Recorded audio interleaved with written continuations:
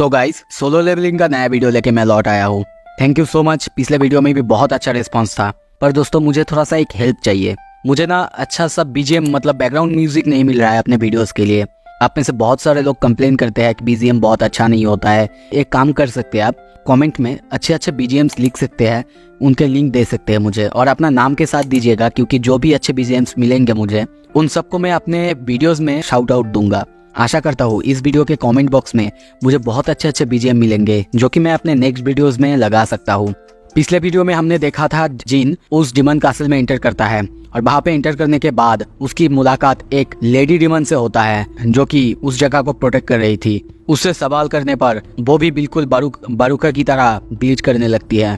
अब आगे जिन को देखते हैं, वो उससे पूछता है डिमन रेल में तुम क्या कर रही हो। वो कहती है हम वॉर के लिए प्रिपेयर कर रहे हैं। जिन पूछता है किस तरह का वॉर के लिए प्रिपेयर, हमें किस तरह के पावरफुल एनिमीज के अगेंस्ट वॉर करना चाहते हैं जिसके लिए बहुत जॉइंट फोर्स की रिक्वायरमेंट है। ये सुन के जिन बहुत ज़्यादा चौंकता है और तभी वो आगे सवाल करना चाहता है, सवाल करता भी है, पर उसके जवाब देते हुए वो डिमन बस इतना ही कह पाती है, मैंने अब बहुत कह दिया, मुझे और कुछ कहने की अलाउ नहीं है। बाकी कॉन्वर्सेशन टर्मिनेटेड किया जाता है। मैंने अब बहुत कह दिया, ये कॉन्वर्सेशन अलाउ नहीं किया जाता, ये कॉन्वर्सेशन टर्मिनेट किया जाता है। ये वो बार बार कहने लगती है और फिर से उसकी आवाज़ बार बार ग्लीच होने लगता है। जिन सोचने लगता है ये फिर से हो रहा है, सेम पैटर्न जैसे कि पहले हुआ था बाकुरा के साथ जब मैंने उससे सवाल की थी। सिस्टम बार बार इंटरप्रेट करता है, इस कॉन्वर्सेशन को ही टर्मिनेट कर देता है। पर कुछ देर सोचने के बाद वो फिर से पूछता है किस तरह के पावरफुल एनिमीज जिसकी तुम बात कर रहे हो। एसिल्ता भी कहने की कोशिश करता है वेल, पर तभी देखते हैं उसकी सर चकराने लगता है और वहीं पे अनकॉन्शियस होके वो गिर जाती है। जिन उसे आकर वहीं पे पकड़ लेता है। उसको देखते हुए सोचने लगता है ये सिस्टम तो बहुत ज़्यादा इंटरप्रेट कर रहा है, बहुत ज़्यादा रास्ते में आ रहा है। मैं जितना ज़्यादा कोशिश कर रहा हूँ अपने दुश्मनों से सवाल करने की, वो उतना ही ज़्यादा स्ट्रांगली कोशिश कर रहा है कि मैं कुछ भी ना जानूँ। पर वो इन्हें अगर रोकने की कोशिश कर रहा है, इसका क्या मतलब है? क्या इनके पास मेरे सवालों की जवाब है? सीन शिफ्ट होता है दूसरी जगह। हम उसी सिटी में देखते हैं, वहाँ पे सबकी हालत बहुत ज़्यादा ख़राब है। सारे हंटर्स और सारे लोग बहुत सारा खून देखते हैं, और तभी कुछ हंटर को दिखाया जाता है जो कि उस मैजिक बीस्ट यानी एंड से लड़ रहा है, और सोचने लगता है आखिर ये किस तरह का मैजिक बीस्ट है? नहीं, ये कोई ऑर्डिनरी बीस्ट नहीं हो सकता, ये डायरेक्ट हीलर्स की तरफ बढ़ रहा है। सबसे पहले तो उसने ई रैंक हंटर्स को ख़त्म किया, उसके बाद हमारे हीलर्स को, ताकि हमारे नंबर्स कम हो सके और हमारे ताकत कम हो सके। ये जानता है कैसे अटैक करना है। क्या ये बीस्ट ऐसा है कि इसके पास दिमाग है, ये सोच के अटैक कर सकता है? उस एंड को देखते हैं, वो उड़ रहा है, चारों तरफ की हालत बहुत बहुत ज़्यादा ख़राब है। एक कार को देख रहे हैं, वो जल रहा है, उसके वहाँ पे एक कैमरा है जिसमें इस एंड की फुटेज कैप्चर हो चुका है, और वही हम देखते हैं बू जिनचुल सबको मतलब अपने ऑफिस में सबको दिखा रहा है। सबको कहता है ये एक ही फुटेज है जो कि हम ले पाए हैं वहाँ से। तभी कहता है ये जो म्यूटेंट एंड हम देख रहे हैं, कुछ दिन पहले इसे एक दूर आइलैंड में देखा गया था, पर उसके बाद ये यहाँ पर आया और अटैक कर दिया। वैसे हमारे सारे हंटर्स उन्होंने बहुत अच्छी तरह से लड़ाई की और इस पूरे मामले को संभाल लिया, पर इसमें 4 ई रैंक हंटर, एक डी रैंक हीलर और एक सी रैंक लीडर मर गया। पर जब एक ए रैंक हंटर वहाँ पे उनके साथ फाइट में ज्वाइन कर लिया, उसके बाद हम उसे हराने में कामयाब रहे। पर यह बात सुनकर और एक आदमी कहता है क्या इसका मतलब है सिर्फ ए रैंक हंटर्स ही उन्हें हरा सकते हैं? और वहाँ पे करीब 294 सिविलियंस की कैजुअलिटीज हुई है। 108 हंटर्स हैं जिनकी हालत बहुत ज़्यादा ख़राब है। सारे के सारे मेंबर्स यही सब लेके बातें करने लगते हैं। पर तभी हम मिस्टर गोगुनी को देखते हैं। वो कहता है एक आइलैंड जो कि 150 किलोमीटर दूर है जेजू आइलैंड से, उस पर अटैक किया गया। इसका मतलब एक ही है, वो बहुत बहुत दूर उड़ सकते हैं। ये बात सुन के सबके मन में घबराहट होने लगता है। सब सोचने लगते हैं हमारे पास उतने ज़्यादा हंटर्स नहीं है जैसे कि जापान के पास है, हमारे पास मैन पावर की बहुत ज़्यादा कमी है। और वैसे भी हाँ, हो सकता है लो रैंकिंग हंटर्स हैं हमारे पास, पर उनको छोड़ के कोई भी फ़ायदा नहीं, क्योंकि वो बस वहाँ जाके उन सारे एंड्स के खाना ही बनने वाले हैं। मिस्टर गो को देखते हैं, वो बस सोच रहा है ऐसी ख़राब हालात में साउथ कोरिया की मदद आखिर कौन करेगा, चाइना या फिर रशिया? पर क्या ही कर सकते हैं, उनके पास भी जितने सारे ज़मीन है उनको प्रोटेक्ट करना है। और वैसे भी हमारे पास जितने सारे आइलैंड है, हम भी अपने सारे आइलैंड में हमारे हंटर्स को नहीं छोड़ सकते। अमेरिका, उनकी क्या हालत है? पिछली बार भी वो नहीं आए थे जब एस रैंक गेट खुला था। नहीं, मुझे तो चक्कर आ रहा है। तभी देखते हैं बू जिनचुल उसके पास आता है और कहता है मिस्टर गो। उसको देख के वो गुस्से में कहता है बोलो, मैं कैसे तुम्हारी मदद कर सकता हूँ मिस्टर बू? सर, इसके बारे में आपसे पहले बातें नहीं की, पर कोई है जो कि हमसे बात करना चाहता है, वो भी सीक्रेटली। ये सुन के वो कहता है क्या सीक्रेटली? क्या बोलना चाहते हो तुम? मिस्टर बू तभी कहता है मिस्टर होंग डोंगसो, वो चाहता है कि वो जेजू आइलैंड के रेड पर हमारे साथ चलेगा और वो यही बताना चाहता था। उसकी ये बात सुन के गो बहुत ज़्यादा चौंकते हैं और तभी देखते हैं दोनों जानने लगते हैं। और तभी मिस्टर गो कहते हैं तुम्हें तो पता ही है उसका इंटेंशन क्या है, तो कैसे तुम इससे टैकल करोगे? वो कहता है हाँ सर, मुझे पता है उसका टारगेट है संग जिनबू, और वैसे भी इसीलिए मैंने एक रिक्वेस्ट डाल दी है कि वो यहाँ पे ना आ पाए। जैसे कि मिस्टर बिएक ईएनओ के साथ उसका रेड गेट का इंसिडेंट हुआ था, उसका मैंने एक्सक्यूज़ दिया है। पर मिस्टर गो, और एक बात है जो मैं आपसे कहना चाहता हूँ, सिर्फ वो ही नहीं जो हमसे कांटेक्ट करने की कोशिश की थी। मिस्टर गो कहता है क्या और कोई भी है? मिस्टर बू तभी कहता है ये कॉल एक नेशनल लेवल हंटर की तरफ से आया है। तभी एक बहुत बड़े चौड़े आदमी को देखते हैं जिसको कि हंटर एसोसिएशन के एक आदमी कहता है चलिए सर, उनसे मुलाकात करवाता हूँ, मेरे साथ आइए। सीन शिफ्ट होता है, एसील को देखते हैं। वो अपनी आँख खोलती है और खोलते ही चौंकती है। जब उठता है सामने जीन को देखता है और कहता है क्या मैं सो गई थी? जीन कहता है ओह तुम उठ गए। देख के तो ऐसा लगता है कि डिमन एक दूसरे को ज़्यादा पसंद नहीं करते, और जीन के सामने हम बहुत सारे डिमन, बहुत सारे बीस्ट को देखते हैं जो कि मरे पड़े हैं। ये देख के एसील कहती है क्या जब मैं सो रही थी तुमने मुझे प्रोटेक्ट किया? और तभी उसके सामने झुक के कहती है थैंक यू सो मच मुझे बचाने के लिए। और वैसे भी यहाँ पे जो डिमंस विदाउट नॉलेज हैं, वो हमारे जैसे जिनके पास थोड़ा सा इंटेलिजेंस है, हमें पसंद नहीं करते। जीन उसकी तरफ देखते हुए कहता है मुझे बताओ, मुझे एंट्री परमिट पाने के लिए और कितनी दूर जाना होगा? सीन शिफ्ट होता है, हम डिमन कसल के अंदर और एक कसल को देखते हैं। जीन वहाँ पे आ चुका है और कसल के अंदर आते ही सोचने लगता है डिमन कसल, उसके अंदर और एक डिमन कसल, वाह। और कुछ देर बाद हम देखते हैं दोनों उस डिमन कसल के किंग के पास आ चुके हैं। तभी वो किंग कहता है एसील, क्या क्या किया तुमने अपने साथ? ये किसको लाए हो तुम? एसील कहती है वो मेरी गेस्ट है। वो डरते हुए कहता है कौन सा गेस्ट अपने साथ इतने सारे इतने बड़े आर्मी को लेके आता है? ये सुन के एसील को अजीब लगता है और वो कहता है क्या क्या कहने की कोशिश कर रहे हो आप? राजा तभी चिल्लाते हुए कहता है क्या तुम उसे देख नहीं सकते? उसके पीछे कितने बड़े बड़े आर्मी से उस डिमन कसल के सारे गार्ड्स जिनके ऊपर अपने तलवार रख देते हैं। जीन ये देख के कहता है मैंने एसील से प्रॉमिस की है मैं इस जगह को छोड़ दूंगा अगर वो मुझे परमिट दे। और उसकी यह बात सुन के हम देखते हैं राजा को डर लग रहा है, उसका पसीना निकल रहा है और वो उसकी तरफ देखते हुए सोच रहा है ये वही बंदा है जो कि अब तक सारे फ्लोर्स को ख़त्म करते हुए आ रहा है। इसने मीटर्स और वॉल्कन से भी लड़ाई की है, वो तो मुझसे बहुत बहुत ज़्यादा ताकतवर थे, और अगर वो वॉल्कन और मीटर्स को हरा सकता है तो मैं उसके सामने कुछ नहीं। और इसीलिए तभी वो कहता है सिर्फ एंट्री परमिट ही है ना जो तुम्हें चाहिए? जीन कहता है और एक चीज़ है जो कि मुझे चाहिए। और तभी देखते हैं वो एसील के कंधे में हाथ देता है और कहता है मैं बस आपकी बेटी को कुछ दिन के लिए बोरो करना चाहता हूँ।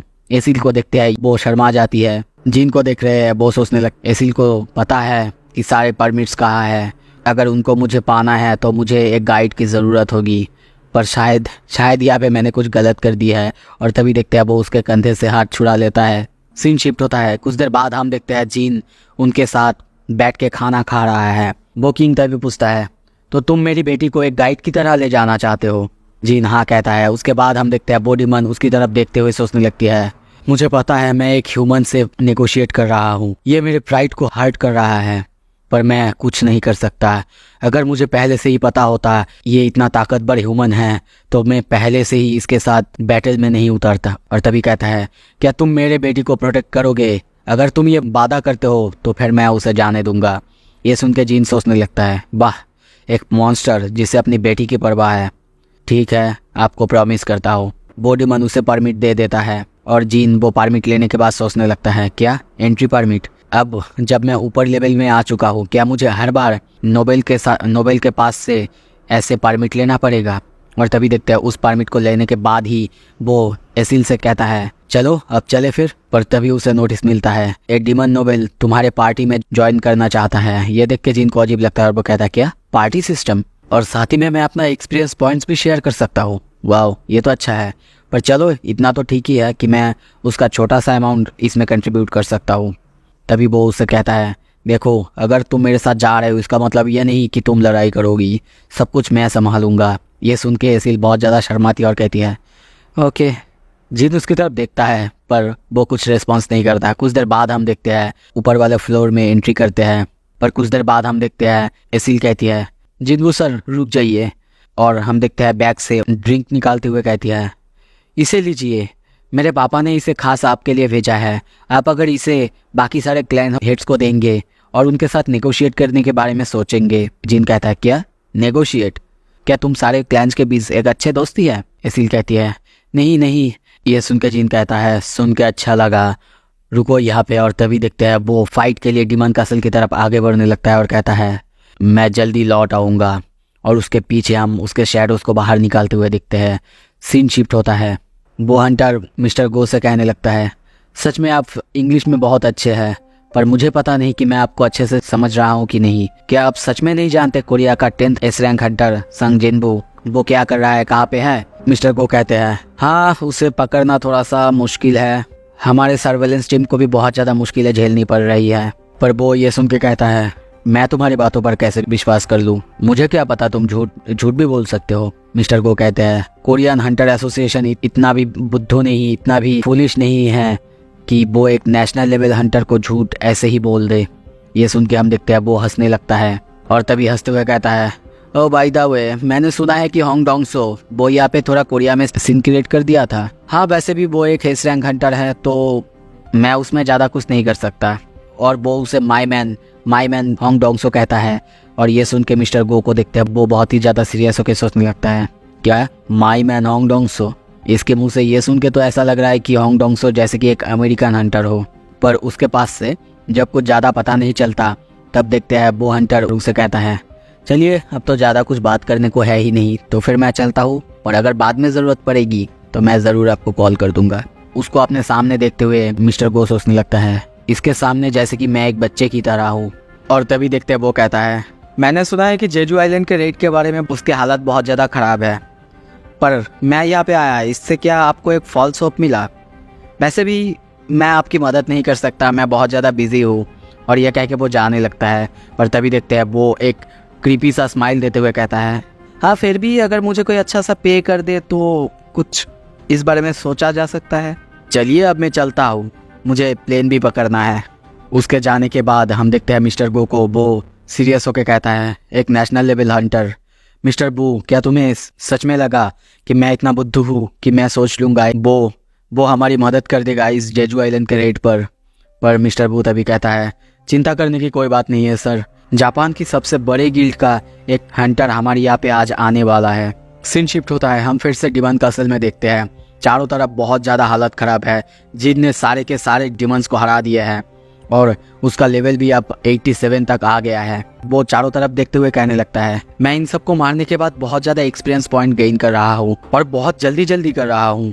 हाँ ये शायद हो सकता है कि ये लोग कुछ ज़्यादा ही ताकतवर है। और तभी हम देखते हैं उसके सारे के सारे शैडोज जैसे कि ईग्रिस उसके साथ शैडो बीस्ट सारे के सारे मैक्स लेवल तक पहुंच गए हैं। और तभी उसे एक नोटिस मिलता है क्या तुम अपने शैडो सोल्जर्स को एडवांसमेंट करना चाहते हो उनके नेक्स्ट लेवल के लिए? और उसके पास तभी नोटिस आता है ये करने के लिए एक्सेप्ट कर दो। जीन एक्सेप्ट करता है और इसी के साथ हम देखते हैं उसके सारे के सारे शैडोज इवॉल्व होने लगते हैं। और कुछ ही देर बाद हम देखते हैं एक एक करके इग्रिस जो कि पहले नाइट था एलिट नाइट में बदल चुका है, उसका रैंक प्रमोट हो चुका है। दूसरी तरफ हम शैडो बीस्ट को देखते हैं वो भी एलिट से अब नाइट में प्रमोट हो चुका है। और तभी हमें इग्रिस को दिखाया जाता है जो कि बहुत ज़्यादा बैडास लग रहा है प्रमोट होने के बाद।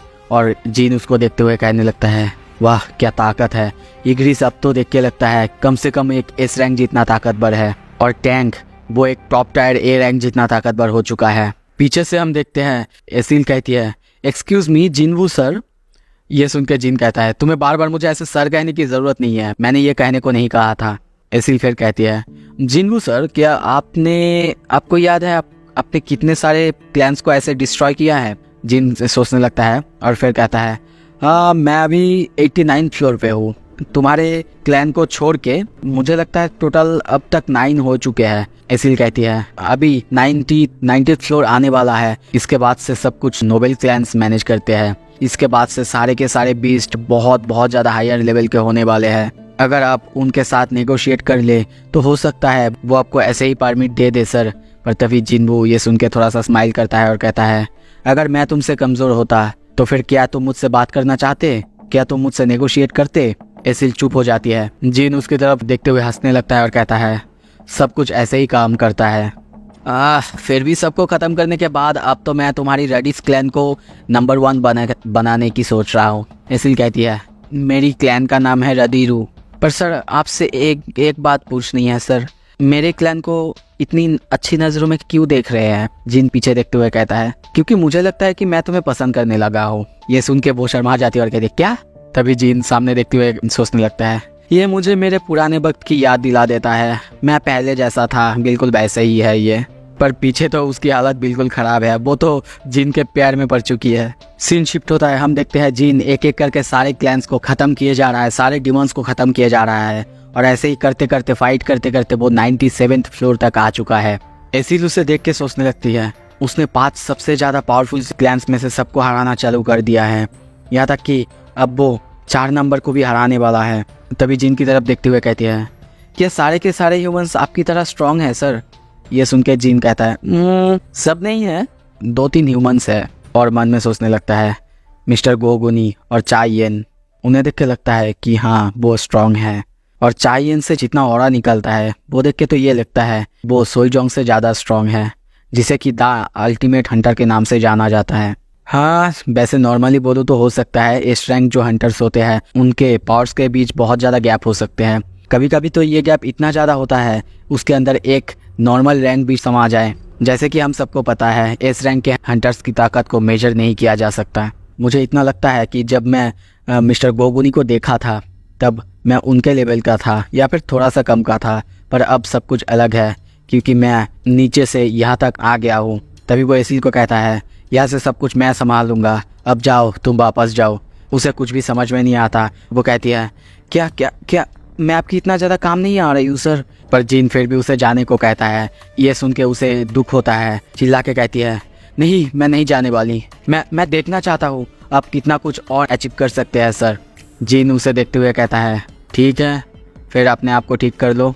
और तभी देखते हैं इसी के साथ वो 98th फ्लोर में एंट्री करते हैं। सीन शिफ्ट होता है, हम एयरपोर्ट में देखते हैं। एयरपोर्ट में एक हंटर और उसके साथ उसके असिस्टेंट या फिर ट्रांसलेटर को देखते हैं। ये लोग जापानीज हंटर है जो कि एस रैंक हंटर गोतो रियूजी है। वो आसपास देखते हुए कहता है यहाँ पे कोई और है जो कि एक्सट्रीमली पावरफुल है। उसके साइड से वो लड़की कहती है आपसे भी ज़्यादा पावरफुल सर। पर यह बात सुन के वो कहता है शायद मैं गलत हो सकता हूँ, मुझसे ज़्यादा स्ट्रांग यहाँ पे कोई कैसे आ सकता है। पर तभी वहाँ पे हंटर एसोसिएशन के लोग आता है उसे रिसीव करने के लिए और उससे पूछने पर उसे नेशनल लेवल हंटर के बारे में पता चलता है। सीन शिफ्ट होता है, कुछ देर बाद हम मिस्टर गोगुनी के साथ उसको देखते हैं एक मीटिंग में बैठा हुआ है। मिस्टर गोगुनी उसे देखते हुए कहता है तो ये है गोतो रियूजी, एशिया का वही एक हंटर जो लिऊ जियांग के साथ एक साथ स्टैंड कर सकता है। हाँ मुझे पता है ये कोई ऑर्डिनरी बंदा नहीं है, इसे देख के भी लगता है ये कोई ऑर्डिनरी बंदा नहीं है। जापान में 21 एस रैंक हंटर्स हैं और उनमें से 11 एस रैंक हंटर्स जो कि रियूजी के साथ सेम गिल्ड में है, द ब्लेड।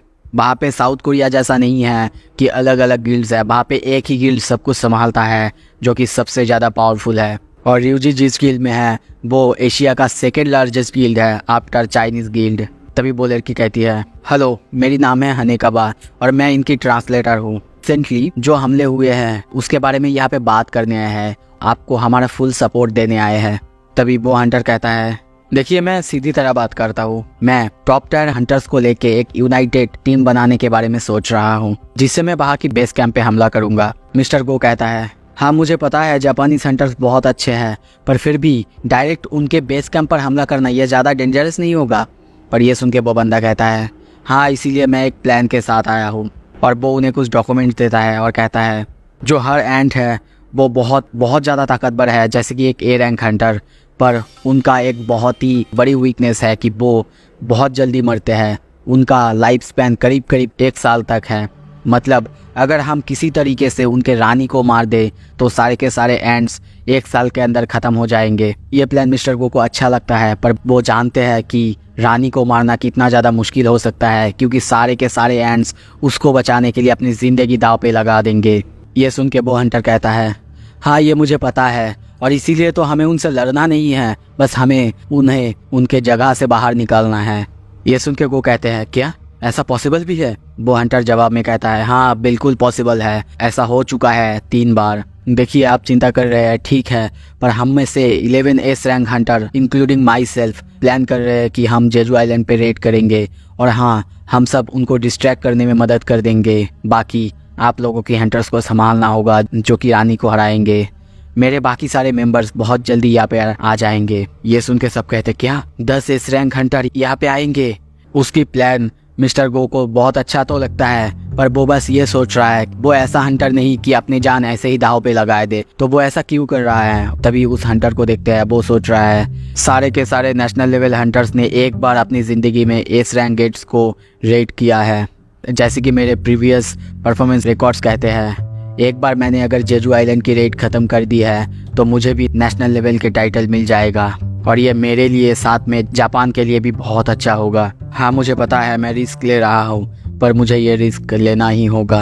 हाँ मैं ये भी जानता हूँ साउथ कोरिया, उनके पास ये ऑफ़र डिक्लाइन करने का पूरा हक है। मैं ये भी जानता हूँ ये बिल्कुल सही तरीका नहीं है एक नेशनल लेवल हंटर बनने की, पर फिर भी मेरे पास और कोई ऑप्शंस नहीं है।